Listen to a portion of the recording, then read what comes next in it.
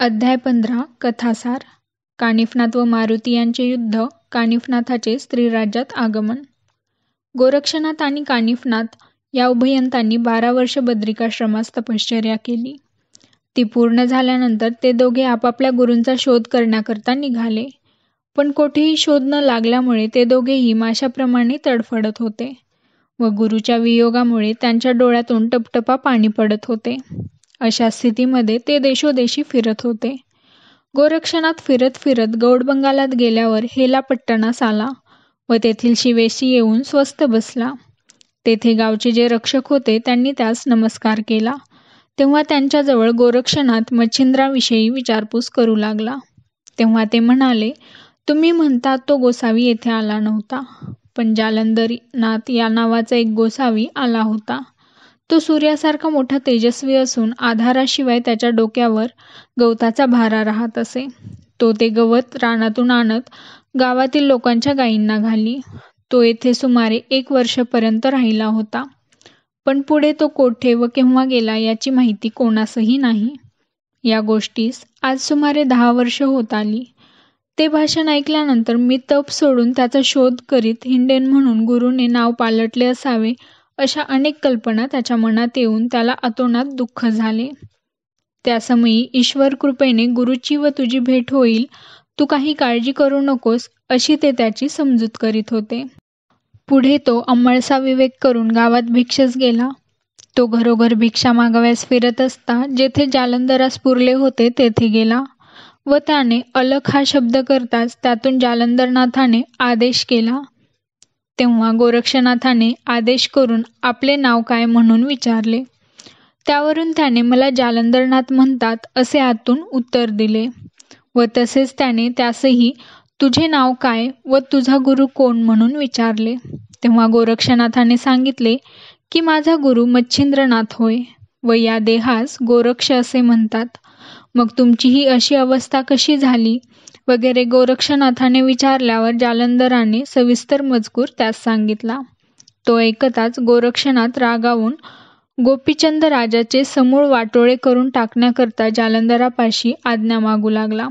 पण पुढील भविष्य जाणून त्याने त्यास या कामात हात घालण्याची मनाई केली. तो म्हणाला, तूर्त तू या भरीस पडू नको व ही गोष्ट कोणाजवळही बोलू नको.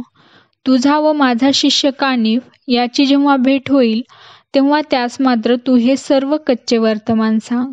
म्हणजे तो येथे येऊन हरियुक्तीने नाथपंथाचा उत्कर्ष होण्यासाठी राजास बचावून मला खाचेतून बाहेर काढील. आता ही गोष्ट नीट लक्षात ठेवून तू तीर्थयात्रेस जा. मग गोरक्षनाथ आदेश करून तेथून निघून गेला. तो फिरत फिरत जगन्नाथास आला. इकडे कानिफा गावगना उपदेश करीत चालला होता.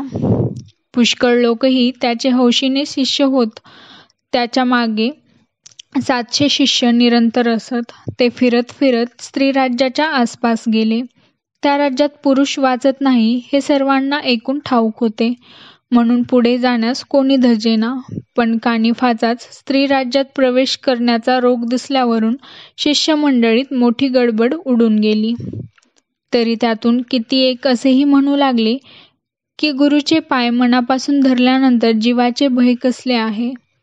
तशातून तन मन धन इत्यादी सर्व आपण पूर्वीच यास अर्पण केले आहे, तर आता जीवाची आशा धरून व्रतभंग करणे अनुचित कर्म होय. हा त्यांच्या मनसुब्याचा सर्व प्रकार कानिफाच्या लक्षात आला. म्हणून त्याने स्पर्शास्त्र मंत्र म्हणून भस्म 3 दिशांकडे फेकले आणि स्त्रीराज्याचा मार्ग मोकळा ठेवून त्याशिवाय बाकीच्या सर्व दिशा भारून टाकल्या. त्याला असे करण्यास 2 कारणे होती. शिष्य पळून जाऊ नयेत हे एक, आणि मारुतीचा भुभुकार त्या ठिकाणी पोहोचू नये हा दुसरा. याप्रमाणे व्यवस्था करून त्याने आपल्या शिष्यास जवळ बोलावून सांगितले की मला आता स्त्रीराज्यात जावयाचे आहे, परंतु तो देश मोठा कठीण आहे. त्या ठिकाणी मारुती भुभुकार करीत असतो, त्यामुळे तेथे पुरुष वाचत नाही. असे पुढचे देश मोठे कठीण आहेत व त्या देशांच्या यात्रा करून येण्याचा माझा मानस आहे. जर जालंधरनाथ गुरुच्या चरणी माझा हा खरा विश्वास असेल तर दंग्या धोक्याशिवाय मनात धरलेल्या यात्रा करून सुरक्षित माघारा येईन.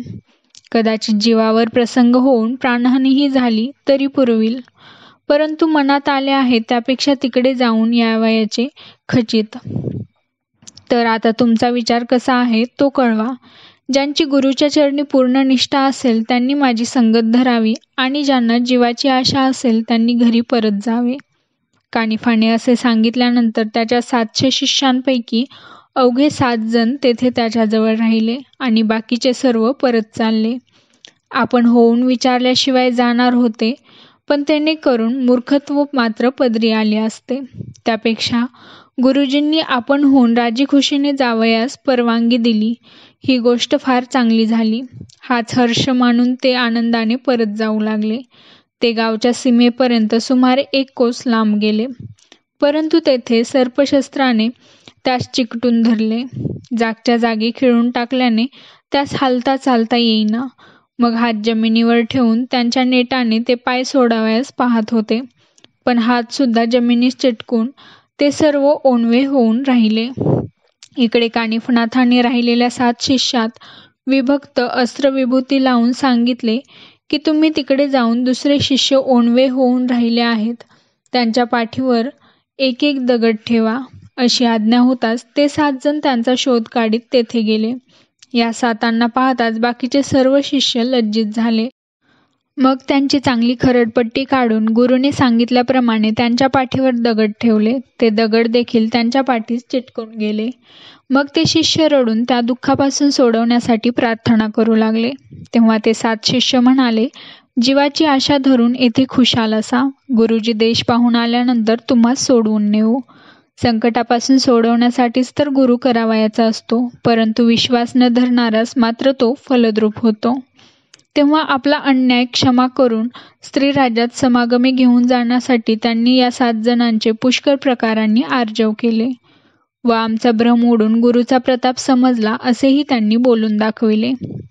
मग ते 7ही जण परत गुरुकडे येऊन जोडीदारांची स्थिती सांगून मुक्तता करण्यासाठी मध्यस्थी करू लागले. गुरुला दया येण्याजोगे त्यांनी बरेच मार्मिक भाषण केले. तेव्हा गुरु कानिफनाथाचे अंतःकरण द्रवले व त्याने विभक्तास्त्र मंत्र म्हणून भस्म दिले. ते एका शिष्याने जाऊन त्यास लावताच ते मोकळे झाले. मग ते सर्वजण येऊन लीनतेने गुरुच्या पाया पडले. पुढे सर्व शिष्यांसह वर्तमान कानिफा स्त्री राज्यात जावयास निघाला. तो नगराच्या सीमेवर जाऊन तळ देऊन राहिला. नंतर असा चमत्कार झाला की भुभुकार करण्यासाठी मारुती सेतुबंध रामेश्वराहून रात्री स्त्री राज्यात तो जात असता तो कानिफाच्या सर्पशास्त्राच्या सपाट्यात सापडला गेला. पण महाप्रबळ वीर असल्यामुळे त्याने त्या अस्त्रास दाद दिली नाही. तो त्याच्या तळापर्यंत येऊन पोहोचला. त्यावेळी सर्पशास्त्राने हरकत केल्याची कल्पना त्याच्या मनात आल्यावरून येथे कोणीतरी प्रतापी असला पाहिजे असेही त्याच्या मनात बिंबले.